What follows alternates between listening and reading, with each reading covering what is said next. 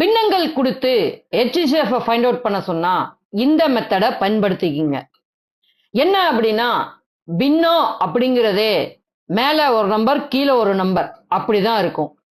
இப்ப இந்த கணக்கை பாருங்க. 8/9 12/15 இதுக்கு HCF கண்டுபிடிக்க சொல்றாங்க. எப்படி கண்டுபிடிக்கலாம்? மேல இருக்க 8 12 இந்த ரெண்டு நம்பருக்கும் HCF ஃபைண்ட் அவுட் பண்ணணும். எப்படி பண்ணணும்? HCF யூடியூப்ல வீடியோ கொடுத்துருக்கோம், கவனிச்சுங்க. 8 12 இதுக்கான HCF 4 அது ஒரு பக்கமா இருக்கட்டும். கீழே 9 15 இருக்கு, இதுக்கான எல்சிஎம் எப்படி ஃபைண்ட் அவுட் பண்றதுங்கிறதையும் யூடியூப்ல வீடியோ கொடுத்துருக்கோம், கவனிச்சுங்க. 9 15 இதுக்கான எல்சிஎம் 45. 4/45 அப்படிங்கிறது இந்த பின்னத்துக்கான HCF இருக்குங்க.